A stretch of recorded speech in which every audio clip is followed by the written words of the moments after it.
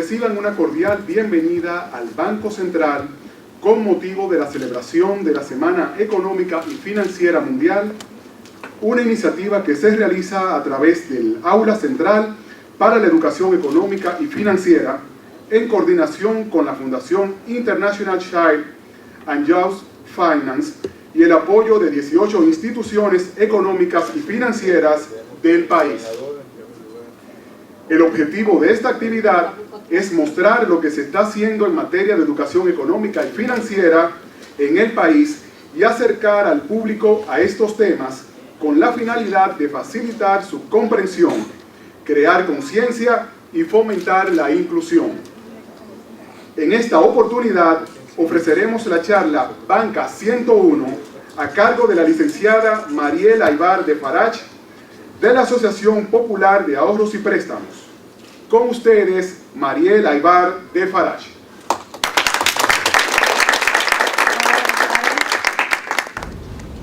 Bienvenidos. Mi presentación de hoy nace como resultado de un proyecto que se hace en la Asociación Popular dirigido a un programa de pasantes todos los años.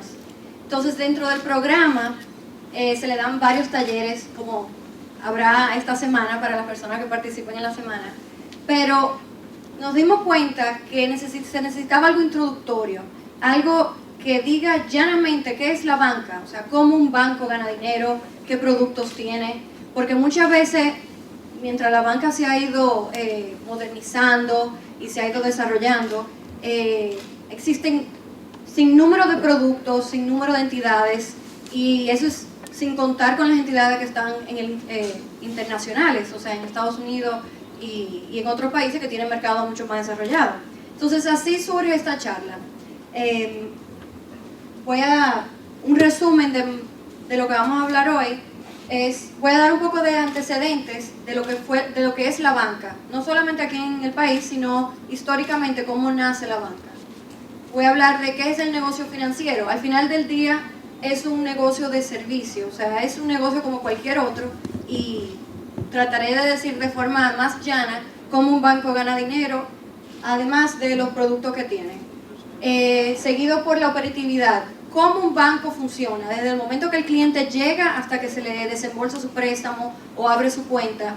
¿Cómo funcionan las diferentes áreas para lograr que un cliente tenga un servicio adecuado? Y finalmente, los actores del sistema. Existen diferentes tipos de entidades. Yo me voy a enfocar en algunas porque si no pudiéramos hablar toda la tarde. Y también los entes que las regulan. Entonces, finalmente, lo que yo quisiera es que cuando salgamos de esta charla, les pueda responder esta pregunta, que son básicamente, ¿cómo empezó la banca en el país? ¿Cómo una entidad financiera gana dinero? ¿Qué productos ofrecen? ¿Cuál es la diferencia entre un banco y una asociación? Y finalmente, ¿cuáles son los departamentos de un banco a grandes rasgos? Nuevamente, cada banco es particular, cada entidad financiera, cada asociación. Yo lo que voy a tratar de hacer es, de una forma resumida, explicarle estos temas y cualquier duda me pueden hacer cualquier pregunta al final. Entonces, empecemos con qué es una entidad de intermediación financiera. No digo banco porque obviamente existen bancos múltiples, bancos de ahorro y crédito, asociaciones. Entonces, una entidad de intermediación financiera, que es como la definición que engloba todo, es una institución que acepta depósitos y los canaliza a financiamientos. Es la conexión entre los clientes que tienen déficit de capital y los clientes que tienen excedentes. ¿Qué significa esto? Así como el nombre hace referencia a intermediación, un banco o una asociación lo que ayuda es a clientes que tienen excedente de efectivo o dinero, canalizarlo a personas que lo necesitan. Es una forma eficiente de que los recursos de un país o de una economía se puedan canalizar a las personas que lo necesiten. Dígase, una persona que guarda su dinero bajo un colchón, ese dinero lo pudiera estar usando otra persona y a través de los bancos, el mecanismo de los bancos, que se canalizan esos recursos a esas personas. Entonces, ¿cómo empezó la banca? Dicen que la segunda profesión a crearse en el mundo fueron los abogados, seguido por los banqueros. La primera profesión, se lo voy a dejar de tarea, me imagino que saben lo que es, pero los banqueros fueron la tercera profesión que surgió por una necesidad. Siempre existe esa necesidad de poder canalizar esos recursos a la persona que lo necesita. Entonces, históricamente se recuenta de que en Mesopotamia, que el tercer siglo antes de Cristo, los arqueólogos han descubierto que se encuentran los principios de lo que era la banca. En vez de dinero o monedas o efectivos, se encontraron como unas tabletas de masilla o de barro, donde se ve que las personas usaban eso como un método de hacer transacciones. Y entonces, cuando históricamente se ven en las civilizaciones de Egipto y de Grecia, siempre se ve algún tipo de banca, algún uso de un servicio que ayudaba a las personas que tenían déficit y que necesitaban, y las personas que tenían dinero de más. Entonces, algo también para las cruzadas, se ayudó mucho para financiar las guerras. Todas esas necesidades globales fueron las que causaron la necesidad de un banco. Pero tal como nosotros lo vemos como hoy, lo que es la banca moderna, no fue hasta los orfebres de oro en Inglaterra, lo que trabajaban con el oro, que fueron los primeros en lo que se consideran los banqueros modernos, porque fueron los primeros en cobrar intereses por préstamos. Porque ¿qué pasa? En Italia, en el Renacimiento, que es donde surge la palabra banco, los banqueros se separaban en las plazoletas, en unos bancos, y de ahí viene la palabra, se acercaban para las transacciones diarias, pero cuando la Iglesia Católica tenía mucho poder y por el pecado de usura no se permitía cobrar intereses. Entonces, la banca moderna fue aquí en Inglaterra con los orfebres de oro que, como ellos obviamente trabajaban el oro, le daban como si fuera una evidencia de que esa persona estaba guardando el oro con ellos. Entonces esas personas muchas veces duraban tiempos que no volvían, que no iban a reclamar su oro porque no estaban cerca o lo que fuese. Entonces ellos vieron ese negocio, vieron la oportunidad de poder, en vez de tenerlo guardado, poder prestárselo a otra persona y cobrarle un interés. Entonces, ya entrando aquí un resumen de la historia en el país, se reconoce los primeros bancos entraron al país al principio del siglo XX, específicamente en el 1908. Fueron bancos internacionales como el Royal, lo que era el Citibank, cuando eso, que se llamaba First National City Bank, y el Scotiabank. Fueron bancos extranjeros que entraron al país por necesidad. El país era exportador desde ese momento, había una relación muy cercana con Estados Unidos y vieron una oportunidad de establecerse aquí en el país. La banca local, o bueno, lo que se pudiera considerar la banca local, no inicia hasta el 1941, cuando Trujillo compra lo que era el Citibank, el First National City Bank, lo compra y lo convierte en el Banco de Reservas, que era un banco, el primer banco estatal, y ahí es que se crea el primer, como quien dice, banco local. Pero hasta el 1947 se crea la Superintendencia de Bancos, el Banco Central. Algo curioso que cuando uno lee de la historia, la banca se ha modernizado mucho, los productos que se ofrecen se han triplicado o multiplicado N veces. Entonces las funciones, como se imaginan, eran muy limitadas. En ese momento la supervisión que tenía la Superintendencia de Banco se limitaba casi a autorizar nuevas sucursales, porque obviamente era mucho más sencilla la banca en esa época. Entonces, luego de la dictadura, se forma en el 1962 lo que son el BNB y las asociaciones de ahorros y préstamos. Surgen como una necesidad en el país para ayudar a la vivienda. Y ya entraremos más en detalle cuando hablaremos de las asociaciones. En el 62 regresa el Citibank, porque lo habían comprado anteriormente, y también llega el Chase Manhattan, que son otros bancos internacionales. Pero no es hasta el 1964 que se forma el primer banco en el país de capital propio dominicano, que fue el Banco Popular. Entonces, después, posterior, estos son para mí los principales aspectos de la historia de la banca en el país. Pero, así como en todos los países, ha ido evolucionando por las necesidades que hay. O sea, desde nuevas regulaciones, nuevas leyes, nuevas funciones para los entes reguladores. Y como ya veremos más adelante, al mercado ocuparlo más entidades, ofrecer más productos, se ha vuelto mucho más dinámico. Entonces, esto aquí, para los economistas, lo tienen que saber, y yo lo voy a decir de una forma muy sencilla. En economía está lo que se llama el efecto multiplicador, que en la economía los bancos sirven como un efecto multiplicador. Y a mí este ejemplo me gusta mucho usarlo, porque a veces uno solamente mira la banca como una entidad donde uno va a coger un préstamo o donde uno guarda su depósito, pero quizá alguna vez uno no se echa para atrás a ver la necesidad que tiene una economía para tener la banca, y a raíz de eso es que uno se da cuenta de la importancia que los reguladores y que los gobiernos mundiales le dan a que la banca sea transparente y que el pueblo o que la persona del país confíen en él, porque es algo muy necesario para que una economía se pueda desarrollar. Entonces, hay un ejemplo, voy a poner primero un ejemplo muy coloquial que no tiene que ver con la banca. Imaginémoslo que un señor que tiene un hotel pequeño, viene un amigo de él y le dice: ay, mira, quiero reservar el salón para la boda de mi hija, que es en 2 semanas, te voy a dejar 100 pesos de depósito. Perfecto. Entonces el dueño del hotel agarra esos 100 pesos y dice: déjame aprovechar y pagarle a mi suplidor que siempre me trae la comida, o sea, al almacenista que yo le compro todos los suministros para la comida del hotel. Perfecto, le paga los 100 pesos a ese señor. Ese señor a su vez decide ir y pagarle al agricultor a quien él le compra todos los vegetales. Aprovecha, va y le paga sus 100 pesos. Ese agricultor a su vez tenía planes de acabar de saldarle un camión que le compró a un amigo de él. Entonces va y le salda el camión al amigo de él con los 100 pesos.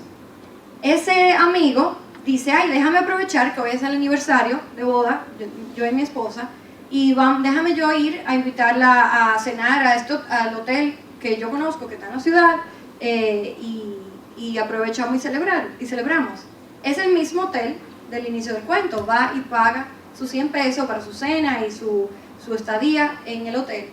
El dueño del hotel ya tiene de nuevo los mismos 100 pesos que le habían entregado originalmente. Al otro día viene el amigo que supuestamente, el amigo que reservó para la boda de su hija, y dice: ¿sabe qué? Decidimos que no la vamos a hacer aquí, la vamos a hacer en mi casa, ¿tú me pudieras devolver los 100 pesos? Y él dice: ah, sí, perfecto, aquí están. Eso es un ejemplo muy, muy, muy sencillo, pero como pueden ver, al final del día el señor que le dio los 100 pesos al dueño del hotel, para él fue transparente. Él le dio sus 100 pesos, volvió a los 2 días y le devolvieron sus 100 pesos. Pero a lo largo de esta historia, ese dinero fue generándole riquezas a muchas personas y fue ayudando a varias personas a hacer entes productivos, a ganar dinero, a pagar sus obligaciones. Y esa es la importancia de la banca. La banca, viendo este ejemplo aquí, vamos a decir que hay un señor que tiene un dinero que le sobró a final de mes, decide ponerlo en una cuenta de ahorro en el banco. Hay una señora que se quiere comprar un carro, entonces ella va al banco, pide un préstamo, y aunque obviamente un depósito no paga directamente un préstamo porque se unen todos los depósitos del banco, pero para fines del ejemplo, ella va al banco, le dan el préstamo para comprar su carro, y los intereses que ella le paga todos los meses al banco se usan para pagarle al señor su depósito. Entonces los dos están felices, y así mismo como este ejemplo es 2 personas, así se multiplica n veces con la economía del país. Y por eso es la importancia y la razón de ser de los bancos, que logran colocar eficientemente los recursos de la economía. Entonces, entrando un poco en los productos, yo traté de enfocarme en los productos más sencillos. Hay productos la lista de productos que tiene un banco o una entidad financiera o una asociación son más amplios que estos, pero traté de ponerlo lo más sencillo, los productos clave que pudiera tener una entidad. Yo voy a usar, los depósitos que en la banca se consideran productos pasivos. No quiero entrar en mucho detalle de finanzas ni de contabilidad, pero para un banco es un producto pasivo, que pasivo pudiera para una persona ser como si fuera un préstamo, pero para fines de un banco eso es un producto pasivo. Están la cuenta corriente, la cuenta de ahorro y los certificados de depósito. Lo importante aquí con estos productos es que son formas mediante el cual personas de la economía pueden colocar sus fondos en una entidad. Entonces, las cuentas corrientes, como me imagino que conocerán, son cuentas que dan cheque, se pueden sobregirar, se le pueden tener tarjeta de débito para retirar dinero, y son depósitos a la vista. O sea, es dinero que un banco tiene, que un cliente puede tenerlo hoy, lo puede sacar mañana, no hay ningún problema, lo usa mediante cheques, y es una forma barata para el banco captar dinero, porque el pago de interés, hay algunas que no pagan interés, algunas que sí, pero es muy bajito. Seguido por la cuenta de ahorro, que tradicionalmente se reconocen como la libreta, aunque ya no todas tienen libreta. Muchas tienen balance mínimo, pueden haber diferentes, hay una amplia gama de productos de cuenta de ahorro. En estas no se pueden sobregirar y el banco paga un poquito más que una cuenta corriente. Y ya finalmente están los certificados de depósito. Aquí el cliente entra en un acuerdo con el banco, donde el cliente dice, mira, yo para ganar un poquito más de dinero, o mucho más de dinero, dependiendo del plazo, yo me comprometo con dejar el dinero por 30 días, por 60 días, hasta 5 años, depende de la entidad. Y como el cliente se está comprometiendo con poner ese dinero ahí en el banco entonces le dije, te voy a pagar más por tu compromiso de mantenerlo aquí. Hay diferentes formas de certificado, hay algunos certificados que cobran penalidad por redención anticipada, algunos que no, pero la idea es que las tasas o el dinero que el banco me paga a mí por mis depósitos va a ir aumentando mediante menos líquidos sean, dígase, mientras más tiempo yo me comprometo con dejárselo al banco. Entonces, más adelante vamos a ver el porqué de eso. En cuanto a las colocaciones pueden ser préstamos, pueden ser inversiones, también incluyen la tarjeta de crédito. Es formas mediante, como dice la palabra colocación, son formas mediante cuales el banco agarra ese dinero que recibe del público y lo coloca en préstamos o en inversiones. Entonces, con los préstamos yo voy a entrar en más detalle más adelante, o sea que voy a brincar aquí a tarjeta de crédito, y también voy a entrar un poquito más de detalle en tarjeta más adelante, pero préstamos y tarjetas son créditos, o sea, eso en un estado financiero de un banco, eso es lo que se considera parte de la cartera de crédito.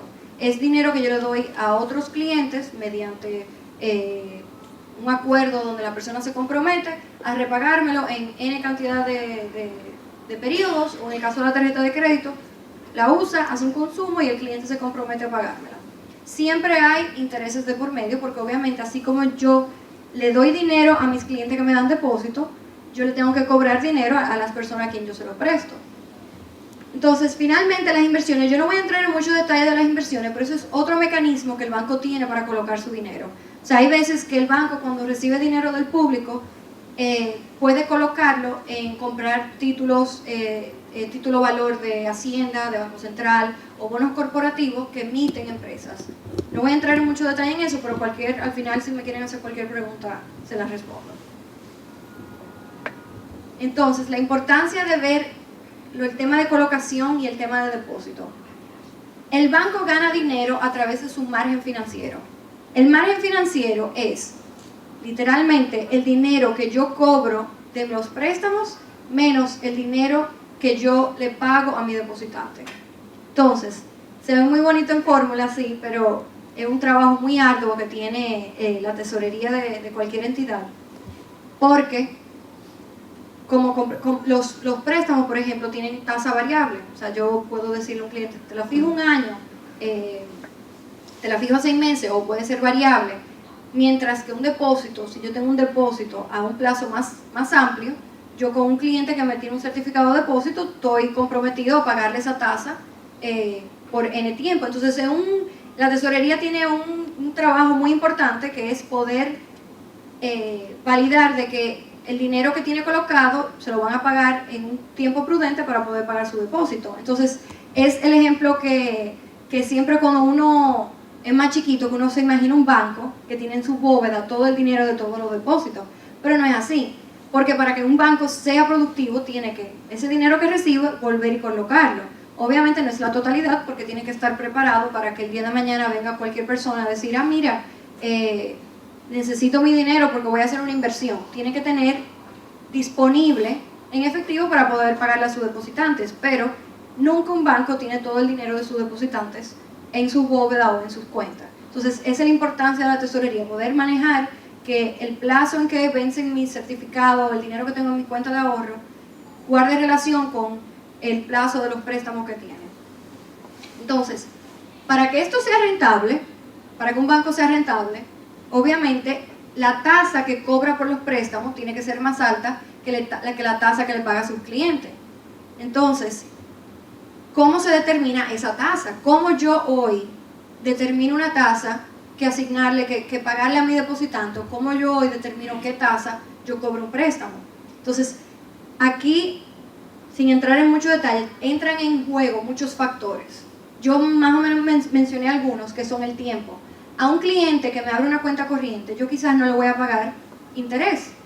A un cliente que viene y me trae una cantidad significativa y me dice, yo te lo voy a dejar depositado por 5 años, a él sí yo le voy a dar una tasa más alta, porque se está comprometiendo, uno, a dejar los recursos en la entidad, y también por el costo del dinero, el mercado y la inflación. ¿Cómo entran en juego estos factores? Bueno, el costo del dinero, eso ya entrando en economía, es ese dinero que yo tengo, en vez de yo ponerlo productivo en otro proyecto, yo decido ponerlo en el banco, ahí entra en juego el riesgo de la entidad. Como por ejemplo en Estados Unidos se compra un bono del Tesoro de Estados Unidos, eso va a pagar una tasa casi cero, porque el riesgo es casi cero. Mientras que aquí en el país nosotros tenemos una moneda que se devalúa todos los años, como en cualquier economía. Entonces, dentro de la tasa que yo le pago a mi cliente, yo tengo que contemplar eso. Porque si no, si el cliente no tiene una tasa que va a recibir por su depósito que compense la devaluación o la inflación del país, entonces lo va a tener debajo del colchón. Entonces, es una tarea muy importante que tiene la tesorería del banco para determinar las tasas. Entonces, ya en la parte de préstamos es donde más se ve este tema. Yo cuando le voy a dar una tarjeta a una persona, siempre sabemos que las tarjetas tienen una tasa mucho más alta que un préstamo, y ya más adelante en la semana van a haber otras charlas que van a hablar más en detalle de la tarjeta. Pero una tarjeta tiene una tasa más elevada. ¿Por qué es? O sea, no es porque el banco se quiera aprovechar de los clientes, no es porque lo van a escribir en letra chiquita para que no se den cuenta, es porque el riesgo de ese producto es mucho más alto. Vamos a ver dos ejemplos. Yo voy a coger un préstamo para comprar una casa. Yo le voy a dar en garantía al banco mi casa. El día de mañana yo no pago ese préstamo y me van a quitar mi casa. La importancia que yo le voy a dar para poder mantener ese préstamo al día va a ser muy alta. O sea, y históricamente es el préstamo que menos morosidad o menos atraso tiene. Mientras que una tarjeta, bueno, y también el contrato de un préstamo hipotecario para una casa, yo firmo un contrato con un sinnúmero de cláusulas y tienen en garantía mi hogar.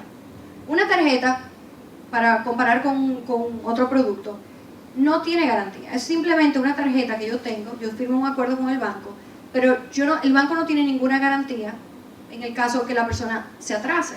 Entonces, eso de forma muy general es la diferencia del riesgo. O sea, el riesgo no es el mismo yo prestarle a alguien para su vivienda, que yo sé que mucho más difícil va a ser que la pierda que, por ejemplo, una tarjeta.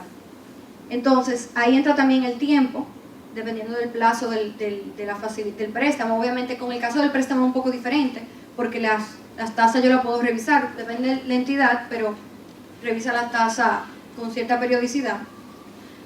Y también entra lo del mercado y lo de la inflación que mencioné anteriormente. A un banco no le conviene dar un préstamo a una tasa tan bajita que el dinero con que me pague de repente no me cubra o pierda valor en el tiempo. Es como dicen, 100 pesos hoy no son los mismos 100 pesos de hace 20 años. Entonces es muy importante que la tasa contemple la inflación que tiene el país todos los años. Entonces, como mencioné, que dije que iba a entrar más detalle en los productos, los bancos tienen diferentes productos mediante el cual pueden colocar. Yo me quise enfocar en solamente estos tres, porque en mi caso particular yo trabajo con préstamos comerciales que son para entidades productivas, desde línea de crédito hasta préstamos para cualquier necesidad de la compañía. Cualquier pregunta que tengan de eso me pueden hacer, pero quise enfocarme en como los productos más básicos que cualquier entidad tiene, que son el préstamo hipotecario, empezando por ese, y tradicionalmente de las asociaciones su producto estrella. Los préstamos hipotecarios son préstamos con garantía de la vivienda. Muchas personas piensan que solamente para comprar una vivienda, pero también se pueden dar en el caso de remodelación o para construir una vivienda. Algo importante de este producto es que el producto que tiene más plazo, o sea, el banco se compromete a prestar hasta 30 años, inclusive hasta 40 años, y la razón de eso es porque una casa es un activo que va a durar para toda la vida. El banco obviamente tiene su proceso de análisis que hace, de que sea un inmueble aceptable, pero es un inmueble y la persona le da mucha importancia también, como mencioné anteriormente. Estos préstamos son los que tienen tradicionalmente las tasas más bajitas, precisamente eso por el riesgo, y también para incentivar a las personas a adquirir su vivienda. A través de los años se hacen muchas iniciativas para impulsar estos préstamos, a través de inclusive acuerdos que se hacen con las entidades financieras y el Banco Central para mejorar las condiciones de tasa para estos productos, porque a través de este producto es que el dominicano adquiere su vivienda y aumenta su calidad de vida. Y por eso el plazo tan amplio, mientras más amplio el plazo, más fácil la persona va pagando poco a poco.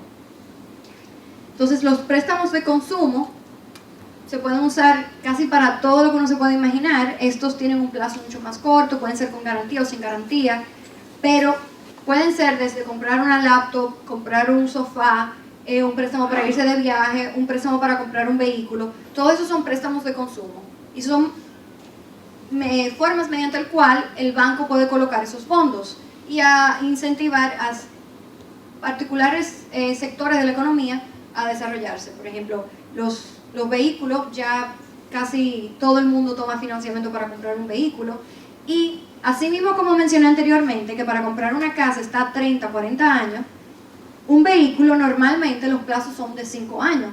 ¿Por qué? Porque un vehículo, su vida útil es de 5 años. Tradicionalmente la depreciación se deprecia en 5 años. Entonces, ustedes se van a dar cuenta que cuando tomen un financiamiento en una entidad, muchas veces los plazos de los préstamos van a estar alineados con el uso al activo que están adquiriendo. Entonces, ya con el tema de tarjeta de crédito, como mencioné anteriormente, son el producto que tiene las tasas más elevadas, pero por eso mismo, por el riesgo que tiene el producto, es una forma también mediante el cual se incentiva la economía para hacer cualquier compra. Y no voy a entrar en mucho detalle porque habrá otras charlas aquí esta semana para hablar de la tarjeta, pero es un producto muy bueno si se sabe manejar. O sea, es un producto que muchas veces se habla, o sea, se castiga el producto por el mal manejo, pero es un muy buen producto siempre y cuando se tenga el conocimiento de cómo mejor sacarle el provecho. Entonces, ya vimos, para resumir un poco, ya vimos que un banco gana dinero cobrando intereses, cobrando los intereses de los préstamos y pagándoselo a su depositante. Vimos que el banco es un ente necesario en la economía para impulsar el desarrollo de la misma. Y vimos que dependiendo del tipo de riesgo y entre otros factores que tengan los productos, dígase de depósito o de préstamo, va a determinar la tasa que va a tener y va a determinar ese margen financiero. Entonces, ahora vamos a entrar en un poco de detalle de cómo un banco opera. Ningún banco es igual a otro. Muchas veces hasta los departamentos se llaman diferentes. Muchas veces, por ejemplo, para poner el ejemplo del departamento de cobros, hay bancos donde el departamento de cobros reporta a un área de riesgo, hay bancos donde reporta a un área de operaciones. Al final del día es una visión macro que quiero darles de los principales departamentos y cómo se manejan dentro de la entidad. Entonces, para mí siempre es importante verlo con ejemplo. Entonces, en este caso, vamos a imaginar un cliente que va a llegar a una sucursal a solicitar un préstamo hipotecario. Entonces, esto más o menos los departamentos más importantes, las responsabilidades más importantes de un banco. Aquí arriba pongo negocios. Las personas que trabajan en bancos sabrán que siempre hay una puja con negocios y los otros departamentos, porque negocios siempre tiene la meta para captar fondos, colocar préstamos, y las otras áreas de apoyo siempre están pujando, y ahora ya voy a entrar más en detalle de eso. Pero al final del día, el departamento de negocio, o dígase servicio al cliente, o las personas que están en la sucursal, que reciben al cliente cuando entra por la puerta, son la cara del banco, son la cara de la asociación, de cualquier entidad financiera, porque aunque hay muchas otras personas que trabajan dentro de la entidad, son quienes tienen ese contacto directo con el cliente. En inglés se llama el front office porque están al frente, y muchas veces son asesores financieros de los clientes, ayudan a los clientes a recomendarle cuál producto tomar, cuál no, y son una parte importante porque son el vínculo con toda esta parte de atrás del banco y el cliente. Entonces, llega el cliente a una entidad, lo recibe su oficial de cuenta, y dice, hola, ¿cómo está? ¿Qué quiere? No, mira, un préstamo hipotecario, ok. Recibe toda la documentación del cliente según los requisitos, la evaluación de su propiedad, su estado financiero, todo lo que se necesita. Y esa persona lo recibe, pero ¿qué pasa? Que la persona que recibe esa documentación, en la mayoría de los casos, depende del producto, pero en la mayoría de los casos esa persona no es la que toma la decisión final, ni es la persona que saca de una cajita el dinero para darle al cliente, ni es la persona que va a redactar el contrato. Esa información, y todo depende de la entidad, ya la mayoría de las entidades tienen este proceso automatizado, toda esa información entra en el flujo del proceso del banco.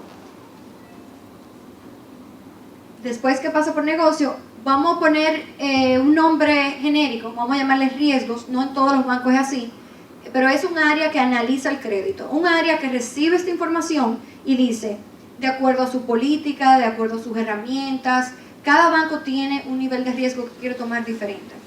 Pero asumiendo que el banco diga, ok, esta persona, según el buró de crédito, tiene buen comportamiento de pago. Esta persona tiene un trabajo estable. Esta persona recibe suficiente ingreso para cubrir su cuota. La garantía o la casa que va a comprar me parece adecuada, tiene suficiente valor que cubre el precio que le están vendiendo. Perfecto. Hace una evaluación del cliente y del crédito en sí. Pero, para dar un poco de color fuera del ejemplo, dentro del área de riesgo, aparte, porque el ejemplo que le puse es un riesgo de crédito, una persona que pide un préstamo, pero importante resaltar que dentro de un área de riesgo se monitorean todos los riesgos del banco.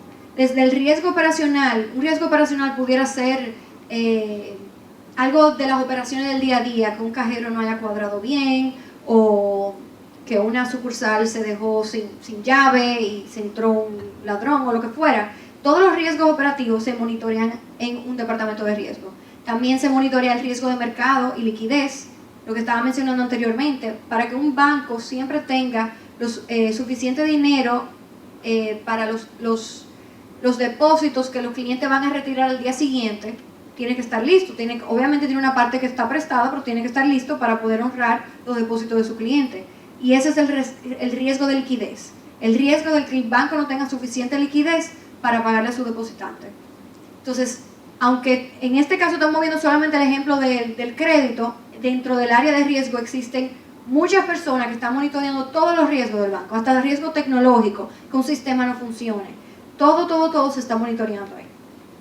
Entonces, la persona dijo, ok, la persona tiene un buen comportamiento de pago, tiene capacidad de pago, la garantía es buena, se lleva a su nivel aprobatorio, se le aprueba el préstamo hipotecario al señor. Después de ahí pasa a un departamento legal. Hay entidades que lo tienen dentro de su estructura y hay otras que usan una oficina de abogado, pero al final hay que hacer un contrato, hay que hacer un pagaré, y en este caso, que es una casa, hay que inscribir la hipoteca a la garantía. Entonces eso pasa por un departamento legal. Ahí se revisa, una persona que va a tomar el préstamo no tiene documento constitutivo, pero en el caso de empresas, ahí se revisa la empresa, las actas y todo ese tipo de cosas. Entonces el cliente ya firmó su contrato, está de acuerdo con todas las cláusulas y entonces sigue el proceso. Aquí puse la tesorería, aunque en el caso de un préstamo hipotecario no va a ocurrir porque va a ser un monto muy irrelevante en comparación con el dinero que maneja un banco. Pero la tesorería es importante porque, como mencioné anteriormente, la liquidez del banco la maneja la tesorería. Entonces, si el día de mañana yo tengo un cliente que yo le apruebo un préstamo y es un monto muy importante, la tesorería tiene que estar al tanto de que se le va a colocar ese dinero para ellos poder hacer su cuadre.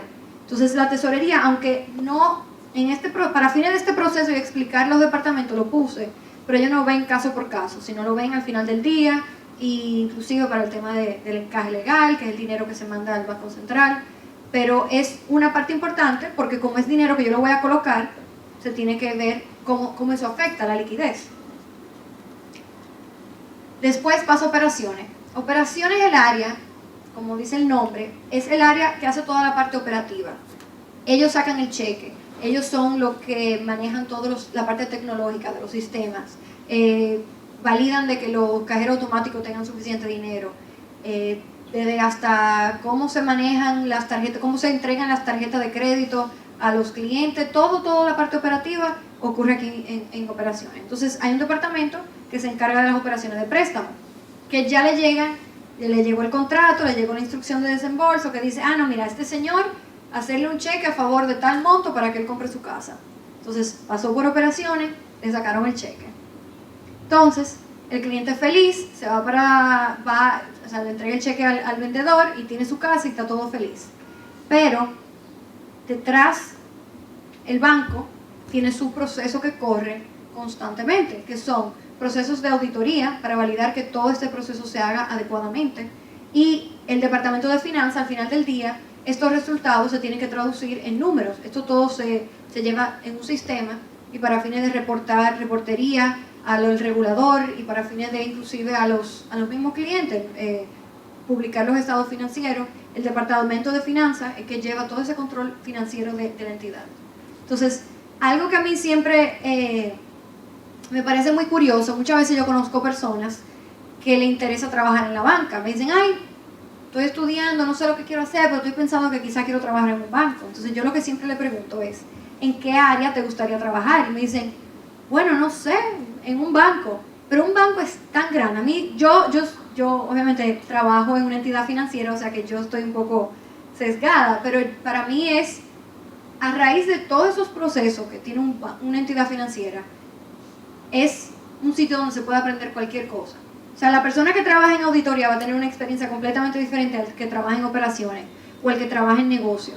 Y aquí no está incluido, pero así como cualquier empresa en el país, tienen un departamento de recursos humanos, tienen un departamento de administración, tienen un departamento de mercadeo, de relaciones públicas. O sea que es como una pequeña economía, una economía de escala de lo que pudiera ser una empresa inmensa multinacional, y se ven todas las áreas. Entonces, siempre a los pasantes que pasan por el programa, cuando hago esta presentación, les digo, dependiendo de tu perfil y lo que te gusta hacer, ¿te gusta trabajar con clientes? Negocio. ¿Te gusta el dinamismo de una tesorería, que siempre son a millón, con todos los cambios? Pues tesorería. ¿Eres una persona más operativa, enfocada en procesos, pues operaciones? O sea, todas las áreas tienen sus enseñanzas y todas son necesarias para que un banco funcione. Entonces, ya entrando en quiénes son los actores del sistema.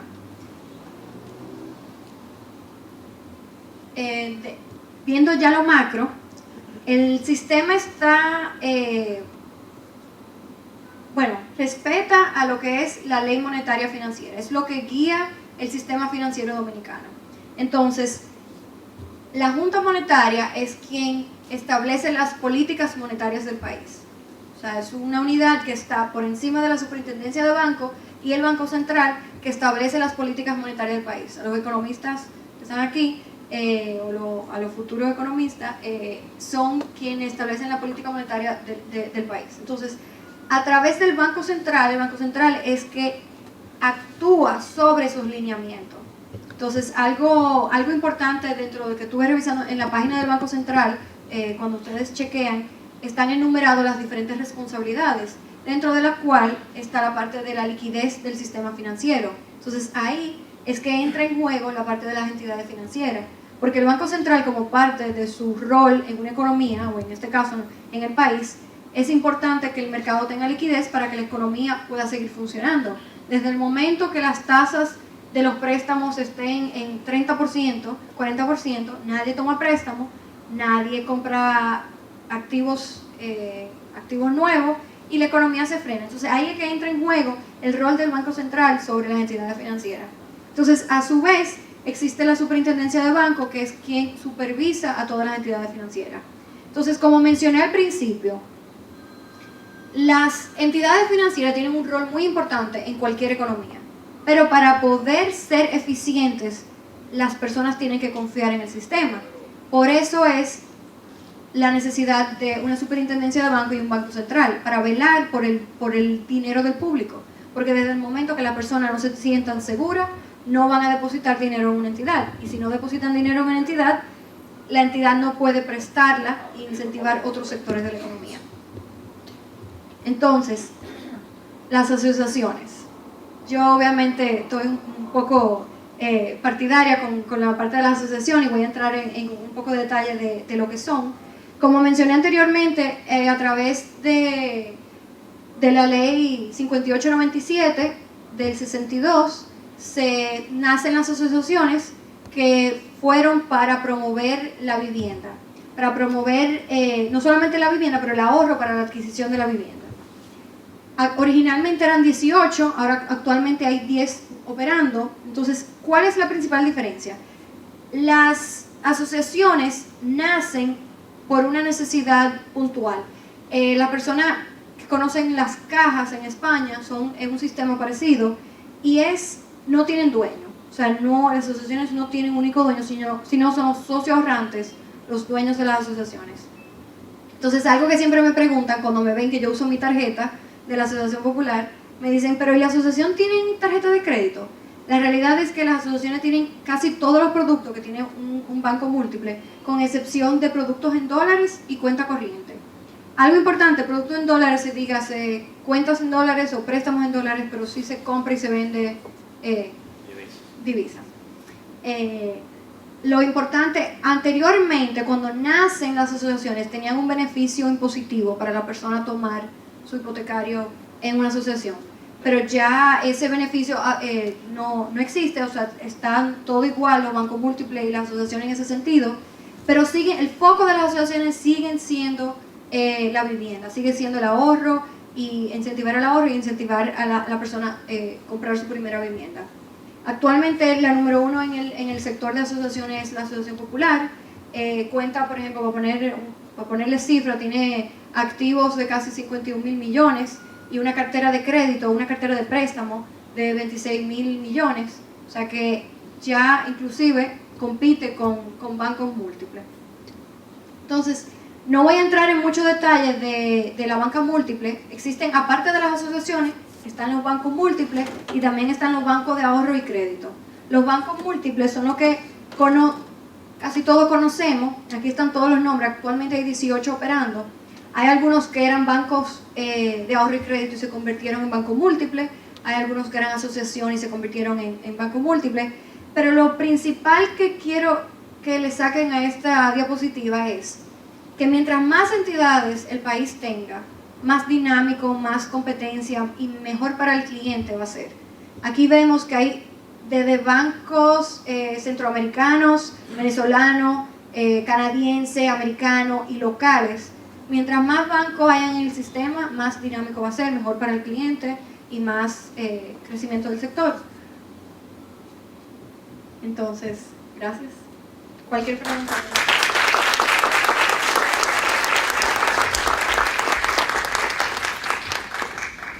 Bien, ahora tendremos una sesión de preguntas. Quedó todo claro.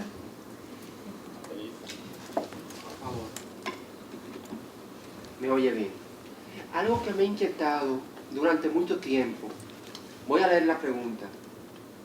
¿Por qué los bancos, los bancos y asociaciones suelen llamar a sus clientes preferenciales más para ofrecerles tarjetas de crédito que préstamos personales? y sabiendo que uno más fácil se sobregira con una tarjeta que con un préstamo. Cada entidad tiene su lineamiento. No pudiera hablar por todos los bancos, pero como mencioné anteriormente, una tarjeta no es un producto malo, simplemente es que los clientes tienen que aprender a tener un buen manejo sobre el mismo. Entonces, con las tarjetas de crédito, al ser un producto más riesgoso, o sea, cobra una tasa más alta, para una entidad ofrecerla, es más fácil ofrecerla porque, dependiendo de la política que tenga cada entidad, puede tomar el riesgo más fácil porque lo compensa con la tasa.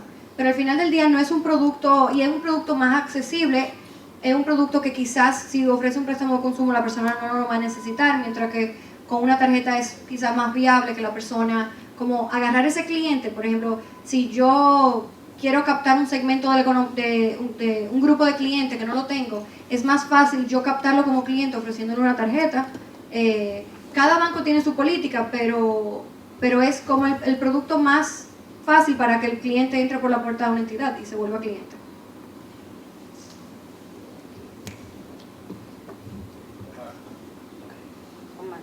Buenas tardes a todos. Lo que quiero preguntar es, ¿cuál es el paso para que una asociación se convierta en un banco múltiple? Yo quisiera saber esa respuesta también. Todavía está en proceso, la idea es que eso sea una posibilidad, pero todavía los reguladores están en proceso de determinar la forma, el cómo se podrán convertir en banco múltiple.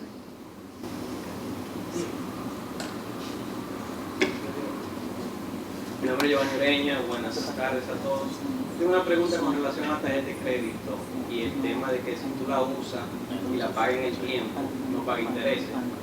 El interés que le cobran a los comercios, ¿cómo se distribuye eso? Es decir, el interés que le cobran a los comercios, ¿cómo se distribuye? ¿Entre cuáles entidades intervienen en este porcentaje? Yo personalmente no trabajo directamente con la parte de tarjeta, pero sé que hay el procesador de tarjeta, que en el país actualmente existen dos, que son VisaNet y CardNet, que son quienes procesan ese uso de la tarjeta.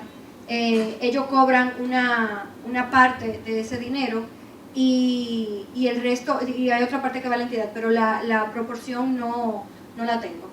Pero hay una parte que va al procesador, quien le da el verifón al comercio, y otra parte a la entidad.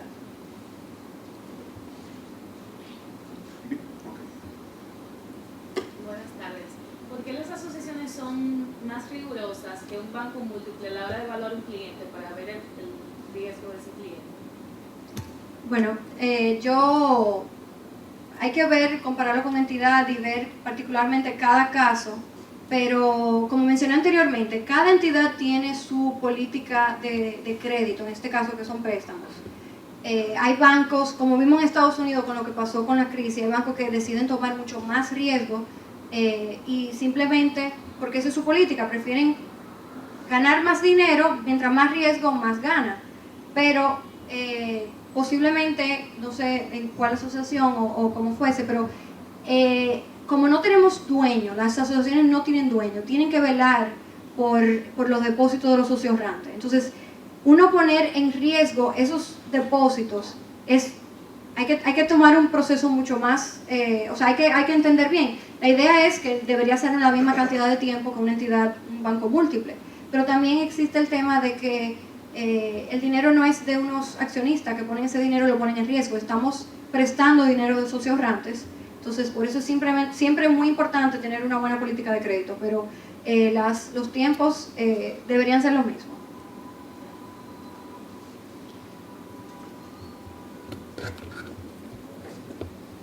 Sí. Por favor. ¿Cuál sería el uso adecuado de la tarjeta de crédito? El mejor uso.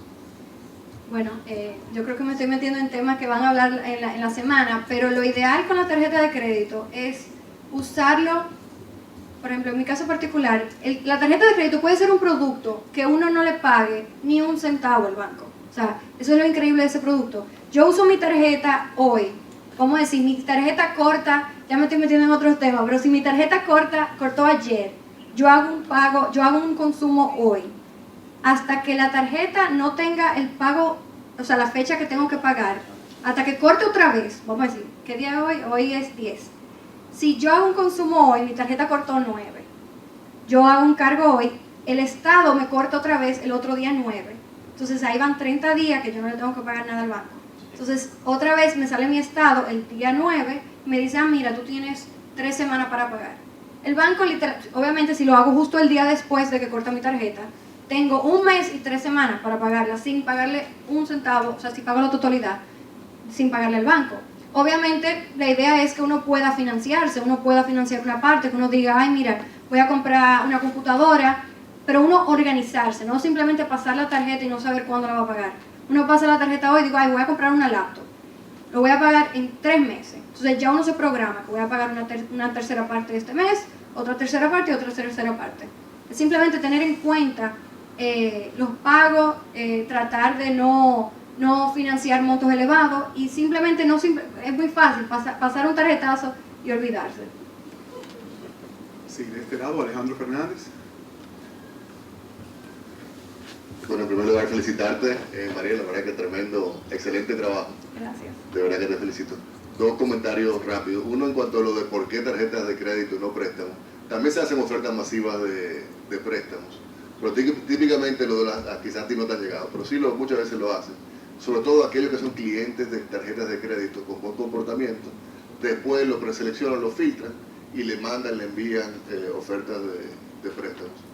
Lamentablemente a veces como que se pasa de agresividad lo de la colocación de las tarjetas de crédito con las llamadas y quizás eso puede ser un poco peligroso en cuanto al sobreendeudamiento de la población. En cuanto a lo de los intereses y lo del intercambio con los comercios, recordar que eso es básicamente lo de las comisiones, que es diferente a lo que es el cálculo de los intereses. Hay unas comisiones de intercambio ahí, donde está el comercio, el banco y la Visa, el procesador internacional y los procesadores locales, como comentaba Mariel. Creo que ese es un concepto diferente a lo del costo del dinero o lo de los intereses que se acumulan en el tiempo. Entonces, la pregunta para ti, Mariel, es, cuando tú has hecho esta presentación, ¿cuál ha sido la dinámica, la interacción de la audiencia? ¿En qué muestran más interés o qué parece ser que es un poquito más complejo para la comprensión? Increíblemente, siempre la tarjeta de crédito es el tema que se enfocan. Yo, en grupos más pequeños, yo permito siempre la hago un poco más extensa y permito la interacción durante la presentación. Y el tema de tarjeta de crédito y el tema también de cuando son grupos más jóvenes, del tema de que el banco no tiene todo el dinero ahí, que lo tiene prestado y que cómo es eso y que cómo funciona eso. Pero la tarjeta de crédito siempre es el tema. Sí, una pregunta. ¿Ya? Sí. Bueno, como estamos hablando de tarjeta de crédito, yo también no quería ser el último, pero bueno.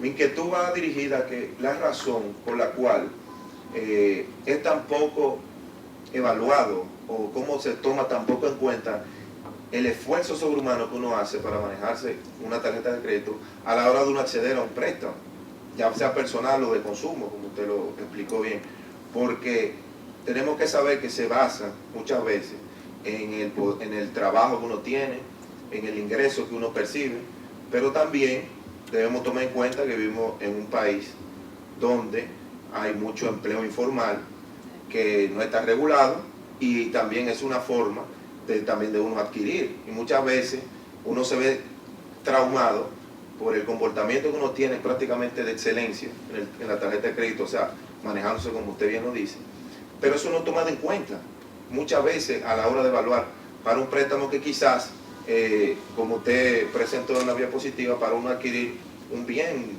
qué sé yo, que no implique mucho capital. Gracias. Bueno, definitivamente el comportamiento, el hecho de tener algún producto, eso ayuda. Tener algún producto donde se refleje que ha tenido un buen comportamiento. También aquí que entra el tema que hay que continuar impulsando en el país, que es la bancarización.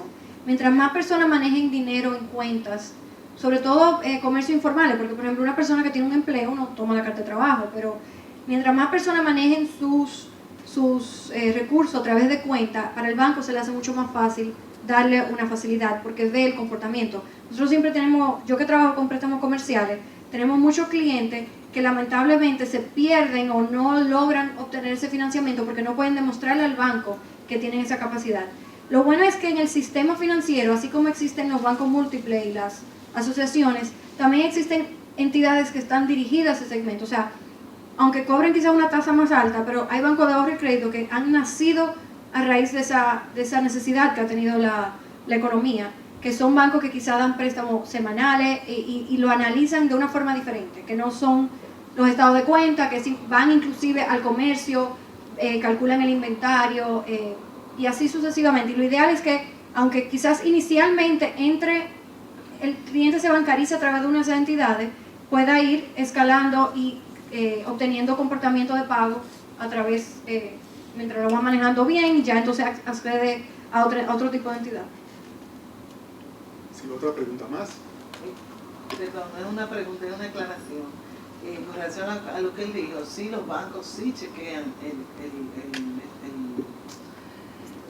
la experiencia de tu tarjeta y de todas tus cosas a través de data crédito y a través de ellos mismos, que pueden ver cuando hay en los bancos y en las asociaciones, no sé si tienen un departamento de análisis de crédito que se encarga de analizar el crédito, de ver tus estados, todo, o sea, te sacan todos los promedios y todos los índices donde dice si tú puedes, tienes liquidez, si tienes, ¿me entiendes?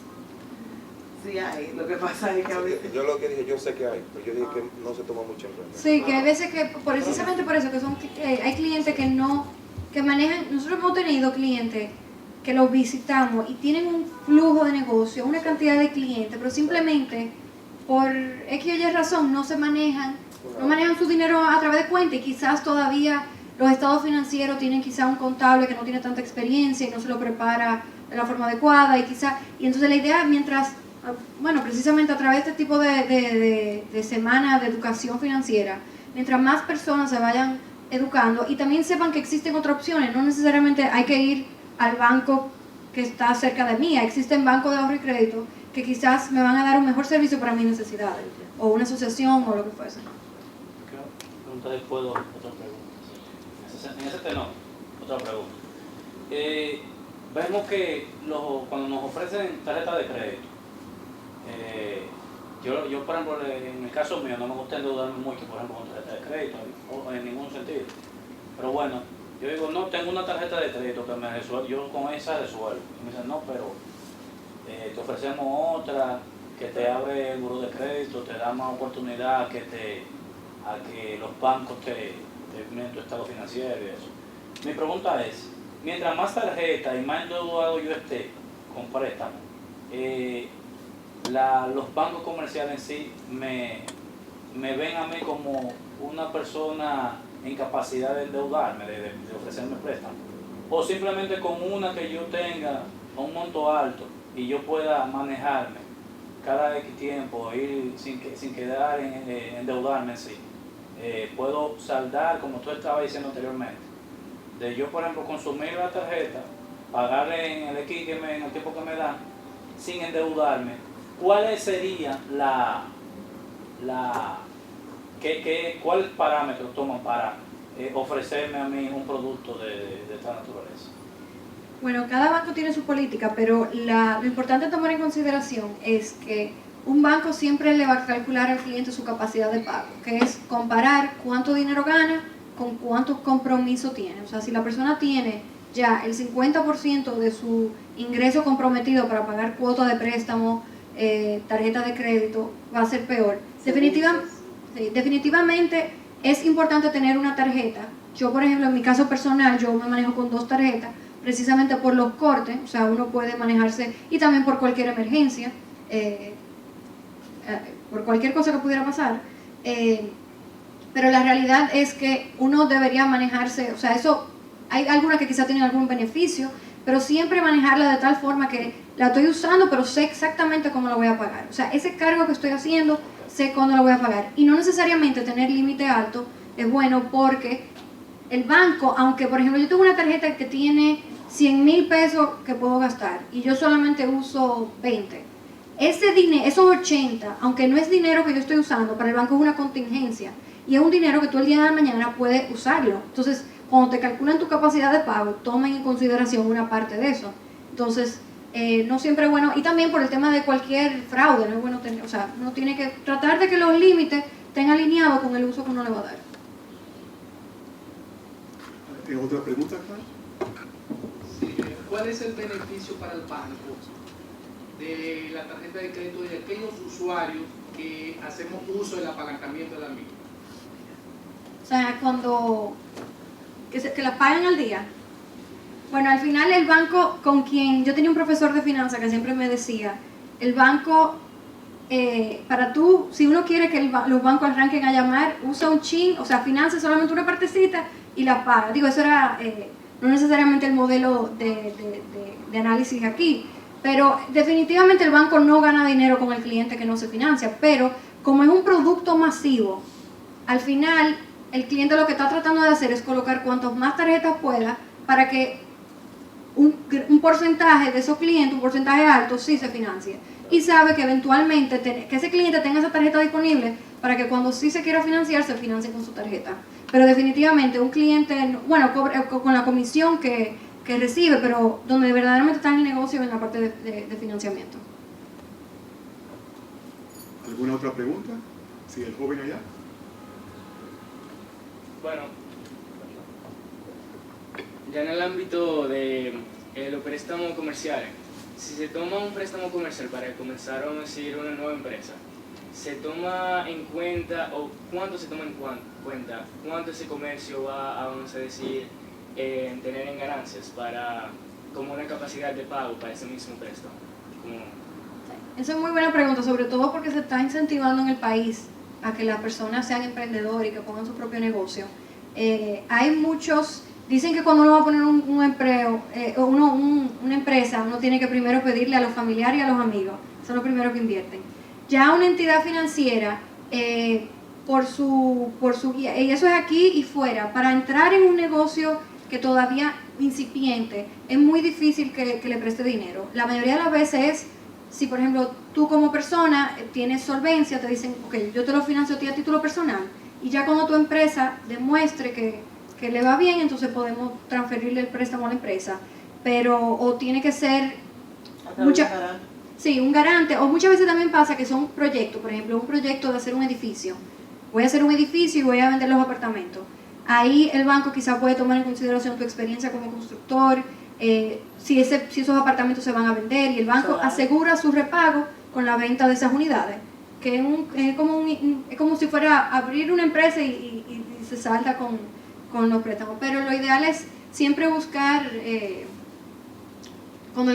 cuando la persona cree en su negocio, puede cogerlo a título personal o con garante, y también aprovechar, porque como hay quizá un negocio, una tasa muy alta, no le conviene cuando está arrancando, quizás a ayudarse de los amigos, los familiares para arrancarlo, y ya cuando tenga suficiente flujo tomar el financiamiento. ¿Alguna otra pregunta? Sí, por acá. Ya para terminar mi última. Mire, República Dominicana está ubicado en una zona sísmica. Yo estuve leyendo la semana pasada una noticia de una entidad llamada Cadoar, que revela que el 97.5% de las viviendas en República Dominicana no cuentan con una póliza de seguro. Los departamentos de riesgos, tanto de las asociaciones como los bancos, no toman eso en cuenta a la hora de prestar el dinero a 30, 40 años, la cantidad de años que sea, para una vivienda.